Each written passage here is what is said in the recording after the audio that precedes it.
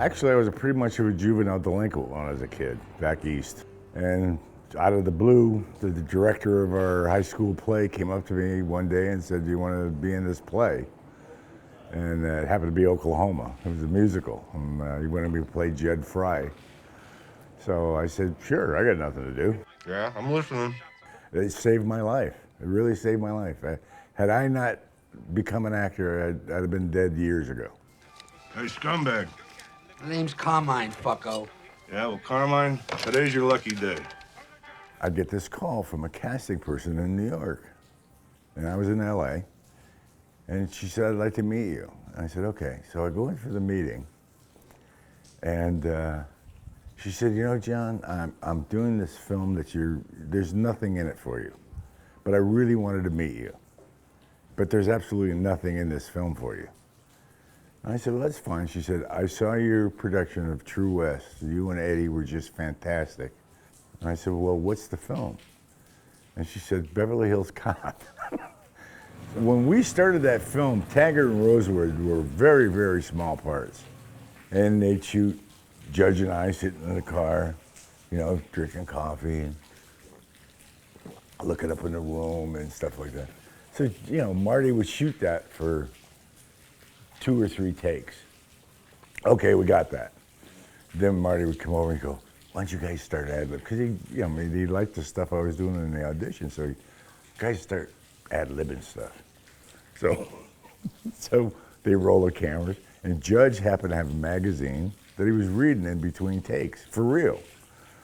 So they roll the cameras, and Judge opens the magazine, he goes, "Wow, did you know that by the time you're 50 years old, there's 12 pounds of undigested meat in your system?"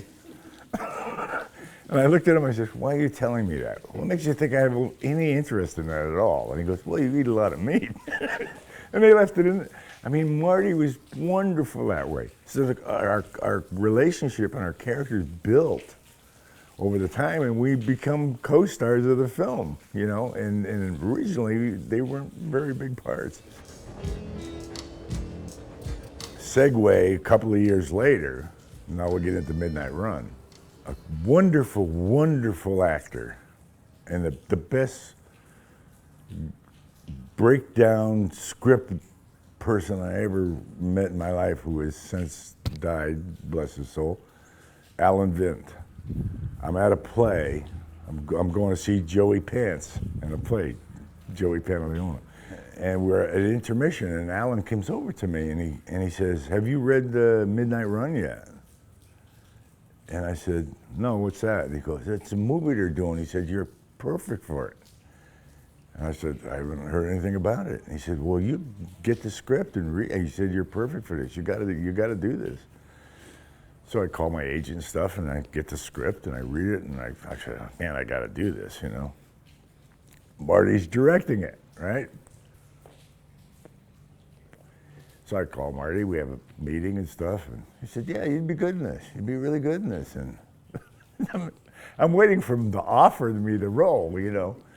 And he goes, "Well, yeah, you'd be really good in this." And I said, "Yeah, and?" And he goes, "No." So he said, you audition for it?" And I said, "What do you mean audition for it?" And he goes, "Well, Bob wants to audition with everybody," which is wonderful. And you don't see a lot of stars doing that. And Bobby's wonderful that way. And he wanted to read with everybody. And he was there for it. It's not like you're reading with a casting director. You're reading with him. So I go into the audition. And Marty, of course, I knew Marty, and George Gallo was there, the writer, who wrote a great script. And so, you know, they're all in the room, and I'm outside waiting to go in, and there's 30 guys out there reading for Dorfler. And they're all pacing up and down the hallways, and, "Oh God, I gotta read with Bob," you know, and they're like freaking out. And I was so excited, you know, because I'm, you know, a stage actor. I couldn't wait to get in there. And I knew that role was mine. And I said, "Nobody's taking this role from me. Nobody's taking this role from me." And there were some pretty good actors in that hallway. So I get my turn, I go in. And George Gallo, the writer, and Marty and producers, everybody's sitting in there. Bob is sitting there. Hi, nice to meet you, blah, blah. So we small talk for 15 seconds or 20 seconds, and Marty said, hold on a minute, I gotta go do something. And he gets up and leaves with George, and I know and Marty hasn't admitted this, but I know he just wanted to leave me and Bob alone. So they all leave, and so Bob and I sit there and chat for 2-3 minutes and stuff. So they come back in and we start reading this scene.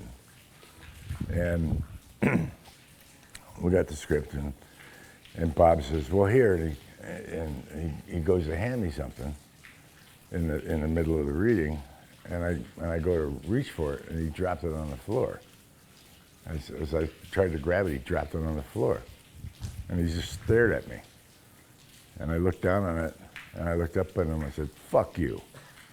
And he said, fuck you too. I said, fuck you. Like he wanted me to pick it up. I said, I ain't picking that fucking thing up, fuck you. But we did it in character, you know? And, okay, cut. Well, I got it.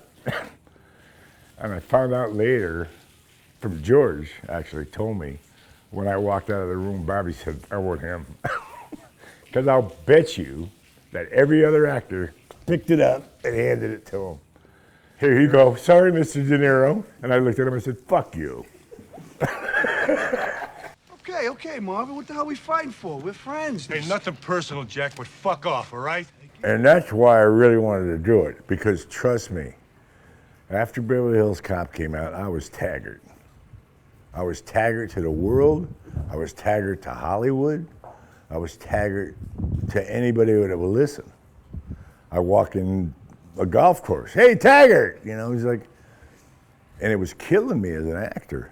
It was killing me as an actor, because I was a character actor. I mean, I did a lot of stage. I did theater at the Edinburgh Arts Festival, and did repertory theater in Germany and Scotland and England, and all of a sudden I'm freaking Taggart, you know? I mean, and I love the character, don't get me wrong, but I didn't want to be known as Taggart the rest of my life. And when that came up, I just said, this is such a dichotomy and such an opposite of Taggart that I want that, you know, for my career and for my life, you know? 1, 2, 3, 4, 5, 6, 7. Got the whole fucking force after me, huh? Bob came up to me and he said, I met this bounty hunter, a real bounty hunter in New York. He said, let's go out with him. So I said, okay. So Bob goes out with him one night. I go out with the guy the other night. Every other word out of the guy's mouth was fuck. I mean, fuck the fucking thing and the fucking. And so, I mean, I'm out with the guy till like 3 in the morning, this bounty, and his license plate was, well, I probably shouldn't say that, but I mean, he was not hiding the fact that he was a bounty hunter. And he had all these radios and stuff in his car, and we'd go from bar to bar to bar to bar to bar, you know, and he was always looking for somebody and doing stuff, and fuck. What's going? And I'm trying to get, but you know, he had some wardrobe and stuff on him that like chains and stuff. I said, well, I'm going to use that. I'm going to use that from this, and so I got the chain thing on, and I got the ring and stuff, and I said, oh, I'll use that. So I wore that little horseshoe ring in the movie and stuff, and the guy was a trip. So 3 in the morning, he goes, he gets a radio call, and he's got to go to some drug bust down in Brooklyn or somewhere, you know. And I go, you know what? I think I got enough material. You go to the drug bust, drop me off at the hotel.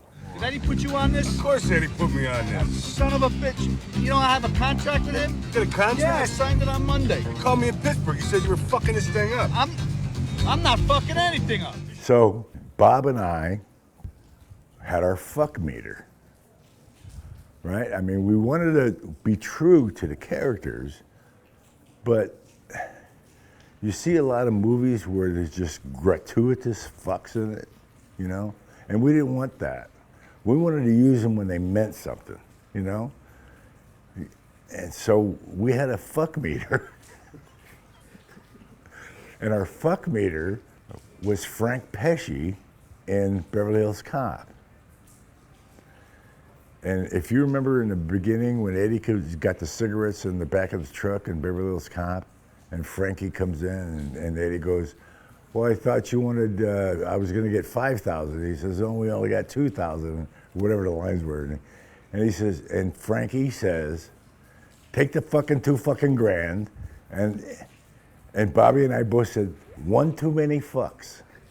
There's one too many fucks in that. Take the fucking $2,000. He said, it should be take the fucking $2,000 or take the $2,000, but not take the fucking $2,000. There's one too many fucks in that.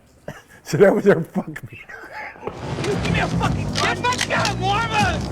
Don't fuck me, Jack! Honest to God, we would do a scene and Bobby would look at me or I'd look at Bobby, we go, too many fucks? And he'd go, no, I think it was the right many fucks. That was... I just want to ask you a few questions, that's all. Yeah, fucking A, help yourself. Well, I chose to smoke Camels. You know, I wanted to be tough, you know. You got to smoke Camels. Well, you know, and I should have known this, being an actor, should have known that, okay, cut, let's do it again. Then you got to match the size of it, so you got to light a new one.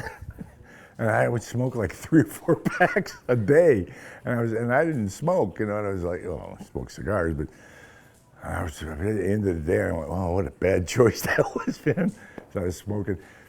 But we were shooting that scene in the airport, right? And Martin Brest played the airline ticket guy. That's Marty. So that's why I love Marty. So I got a cigarette. You know, you could smoke in the airport then. So I got a cigarette, and Marty ad-libs the line to me, because there was, you know, it was like 2 tickets to L.A., boom, or 1 ticket to L.A., or whatever. So I'm smoking, and Marty goes, will I be smoking or not smoking? And I said, take a wild guess. I mean, we had a really good time on that film. I mean, we really became a family on that film. See you in L.A., Marvin. Watch your cigarettes with this guy, Jack. When they were dragging me out, and I said, watch your cigarettes with that guy, Jack, you know, with Yaphet, you know, because he's always bumming cigarettes from me. And that happened in real life. We were out having dinner. George and I were out having dinner, and George bummed a cigarette. George was always bumming cigarettes, right? So he bummed a cigarette off me at dinner, right? And I said, why don't you quit? It'd be cheaper for both of us, you know? So he said, that's a great fucking line. Why don't you quit? Be cheaper for both of us. That's why Marty's such a great director. He trusts you and he lets you do that. And you know, it's a camera, it's film. We can cut it. If it doesn't work, we'll cut it. Don't worry. So, I mean, as an actor, man, you just feel so free. You know, I mean, I can do anything. They can cut it. Now you listen, you son of a bitch. I want answers and I want them right now. What do you want from me? I don't know nothing. George Gallo wrote such a great script. Man, you have that blueprint. I mean, it's just, wow, man, I can really now just like my character. Who the fuck are you guys? Who the fuck are you? Dorfler was really a real scumbag in the original script. I mean, a real scum.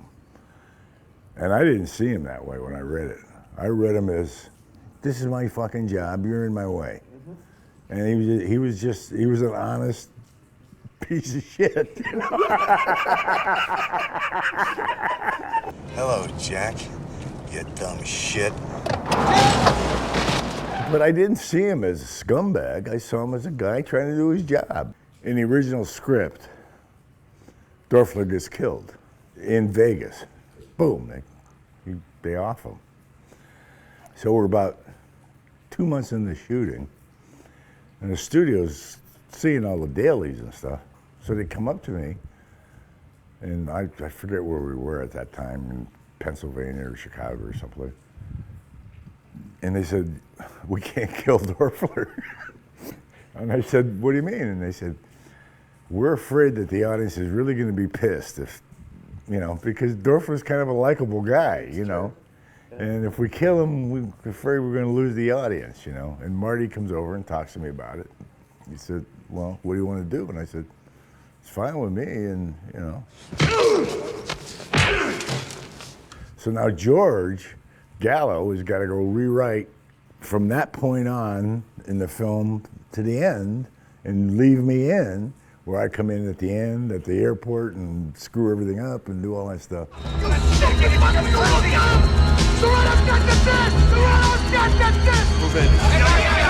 Best film I ever did. Best film experience I ever had. Bar none. And the family that we got to become over 6 months, you know, because you're 14 hours on the set every day and you're going out to dinner every night. I mean, that was your family. They asked me to do the advice to the undergraduate speech in my high school in 1966, and that was right in the middle of the Vietnam War, and that's when I decided to become an actor. Right in the middle of the Vietnam War, my brother was in Vietnam at the time, he was a helicopter pilot, and I got up at the graduation and I gave the advice to the undergraduate speech. And it was kind of a funny speech, you know, giving them bad advice and stuff. And I saw that group of people out there, and for an hour, they got to escape from all the bullshit that was happening in the world. And they got into that one room for an hour and a half, and got to escape. And I thought, this is what I want to do. I want to take people away from their shit in their life and take them to another place.